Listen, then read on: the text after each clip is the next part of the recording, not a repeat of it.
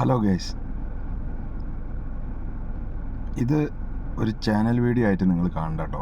ഞാൻ എൻ്റെ ഒരു അനുഭവം ഷെയർ ചെയ്യാണ് നിങ്ങളുടെ അടുത്ത്, എൻ്റെ സബ്സ്ക്രൈബേഴ്സിൻ്റെ അടുത്ത്, അതായത് എൻ്റെ യൂട്യൂബ് ചാനൽ കാണുന്ന ആളുകളോട്, പ്രത്യേകിച്ച് നമ്മളെ ഗൾഫ് മലയാളികളോട്.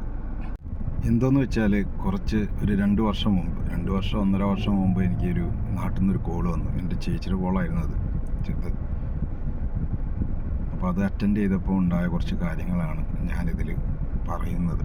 അന്ന് ഞങ്ങൾ സംസാരിച്ച കാര്യങ്ങൾ, അതൊരു ഫാമിലി മാറ്ററായിട്ട്, ഒരു പേഴ്സണൽ മാറ്ററല്ല, നമുക്ക് തുറന്നു പറയാൻ പറ്റാത്ത കാര്യങ്ങളൊന്നുമല്ല, തുറന്നു പറയാം. ഇതൊക്കെ അറിഞ്ഞിരിക്കേണ്ട, നമ്മുടെ ഇന്നത്തെ കാലത്ത് ഈ സമൂഹത്തിൽ അറിഞ്ഞിരിക്കേണ്ട കാര്യങ്ങളായതുകൊണ്ടാണ് ഇതിൽ ഷെയർ ചെയ്യുന്നത് കേട്ടോ, അല്ലാതെ വേറെ ഒന്നല്ല.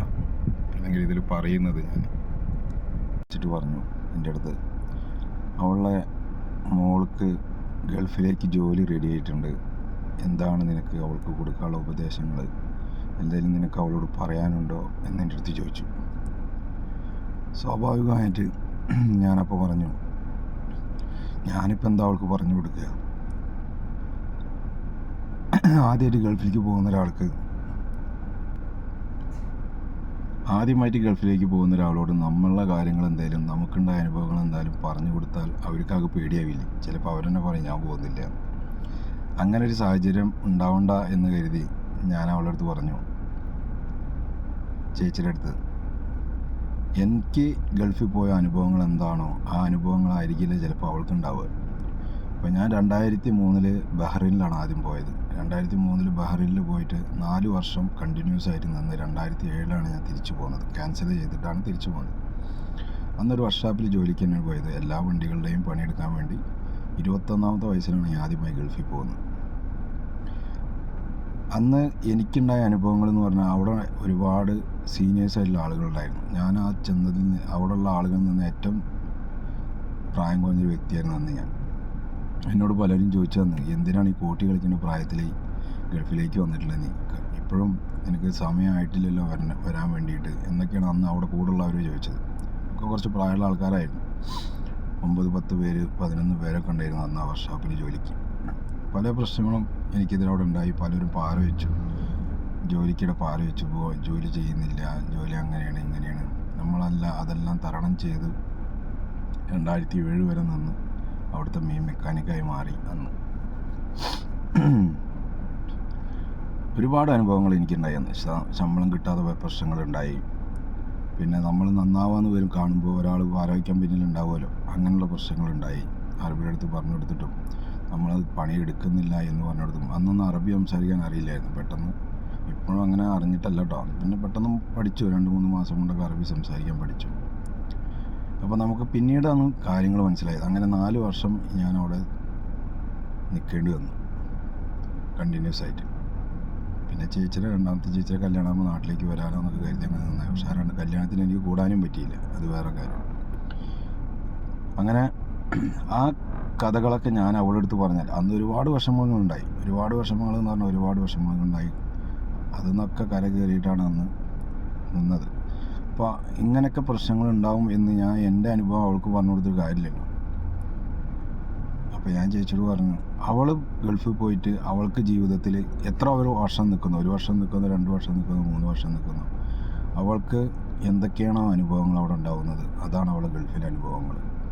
അവളുടെ പ്രവാസ ജീവിതത്തിലെ അനുഭവം എന്ന് പറയുന്നത്, അത് ഗൾഫിൽ നിന്നല്ല, വേറെ ഏത് രാജ്യമായിക്കോട്ടെ, അവിടെ പോയി നിൽക്കുമ്പോൾ നമുക്കുണ്ടാവുന്ന ജീവിത അനുഭവങ്ങളാണ് പലരിൽ നിന്നുണ്ടാവുന്ന വിഷമങ്ങളും നമ്മൾ പല ജോലി പ്രശ്നങ്ങളും അങ്ങനെയൊക്കെ. അതാണ് നമ്മുടെ സ്വന്തം അനുഭവങ്ങളെന്ന് പറയുന്നത്.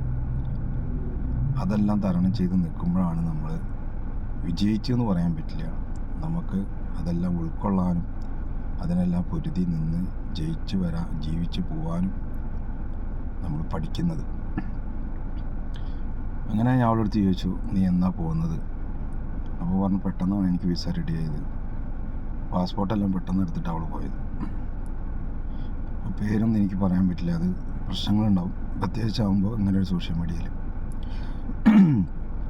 അങ്ങനെ ഞാൻ അവളുടെ അടുത്ത് പറഞ്ഞു, പോകുമ്പോൾ ശ്രദ്ധിക്കുക, അവിടെ പോയി കഴിഞ്ഞാൽ, ദുബായിലേക്കാണ് പോകുന്നത്, അവിടെ പോയി കഴിഞ്ഞാൽ നിനക്ക് നന്നാവുള്ള സാഹചര്യങ്ങളുണ്ട്, ചീത്താവുള്ള സാഹചര്യങ്ങളുണ്ട്. അതിൽ നന്നാവാൻ വേണ്ടി ശ്രമിക്കുക. നന്നായി ജോലി എടുക്കുക, കറക്റ്റായി പഞ്ച്വാലിറ്റി ചെയ്യുക, എല്ലാ കാര്യങ്ങളും ചെയ്ത് കഴിഞ്ഞാൽ നിൻ്റെ വർക്ക് കണ്ടിട്ടായിരിക്കും പിന്നെ കമ്പനി നിന്നെ വിസ അടിക്കുന്നതെല്ലാം ചെയ്യുന്നത്. അങ്ങനെയുള്ള കുറച്ച് അനുഭവങ്ങൾ മാത്രമേ ഞാൻ അവൾക്ക് പറഞ്ഞു കൊടുത്തുള്ളൂ.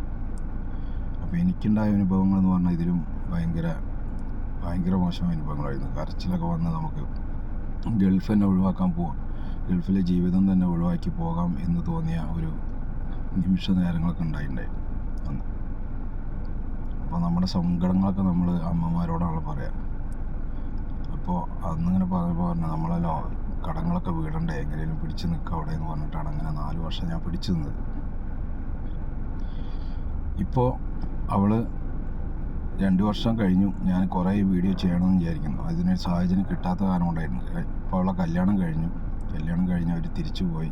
ചെക്കന് ദുബായിൽ തന്നെയാണ്, തിരിച്ചു പോയി സുഖമായിട്ട് ജോലി ചെയ്യുന്നു, കുഴപ്പങ്ങളൊന്നുമില്ല. അപ്പോൾ ആ കല്യാണത്തിന് വേണ്ടി ഞാനും പോയിട്ടുണ്ടായിരുന്നു. കല്യാണം കഴിഞ്ഞ് തിരിച്ചപ്പോൾ നാട്ടിൽ നിന്ന് വന്നതേ ഉള്ളൂ, ഇന്നലെ ലാൻഡ് ചെയ്തതേ ഉള്ളൂ. അപ്പോൾ എനിക്ക് തോന്നി ഇങ്ങനെ കുറച്ച് കാര്യങ്ങൾ നിങ്ങളോടൊക്കെ ഷെയർ ചെയ്യാം. കാരണം ഒരുപാട് ആളുകളുണ്ട് ഇപ്പോഴും ഗൾഫിൽ അങ്ങനെ ബുദ്ധിമുട്ടല്ലേ, ഇങ്ങനെ ബുദ്ധിമുട്ടല്ലേ, അവിടെ പോയി കഴിഞ്ഞാൽ നാട്ടിലത്തെ സുഖം കിട്ടുമോ? സംഭവം പ്രത്യേകിച്ച് സുഖങ്ങളൊന്നും കിട്ടില്ല. ജോലി റൂം, പിന്നെ അതിൽ കുറച്ച് എൻ്റർടൈൻമെൻറ്റ് കാര്യങ്ങൾ, അങ്ങനെയൊക്കെ തന്നെയുള്ളൂ.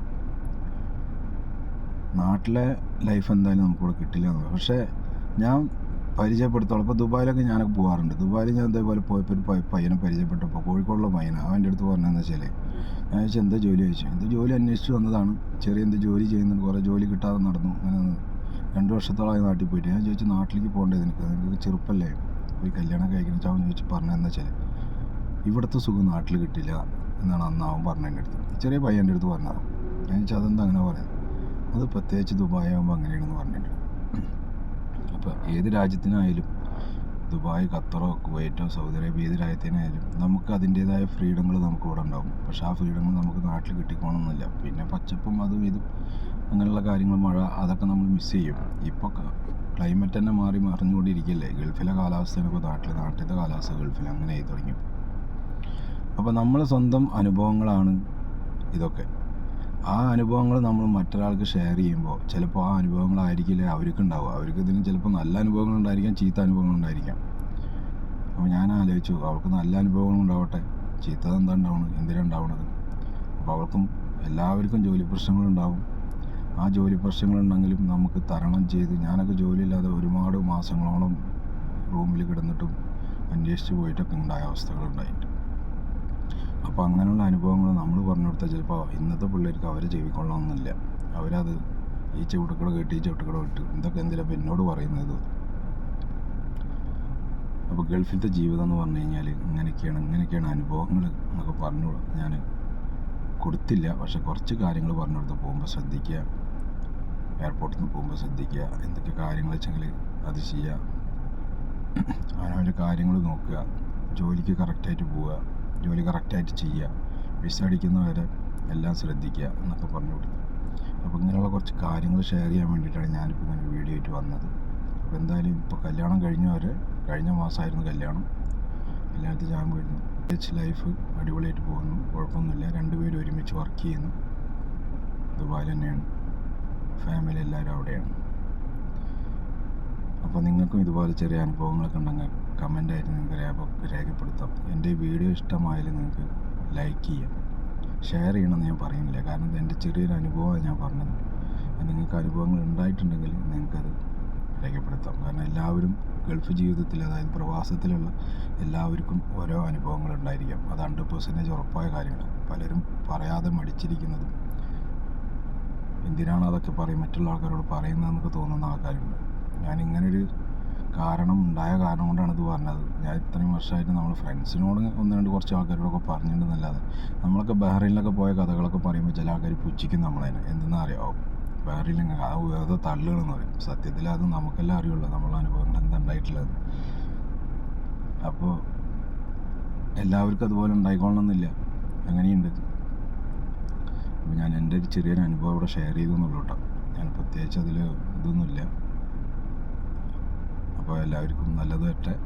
ഇന്ന് വ്യാഴാഴ്ചയാണ്, വീക്കെൻഡാണ്. എല്ലാവരും എൻജോയ് ചെയ്യുക. Okay, all the best.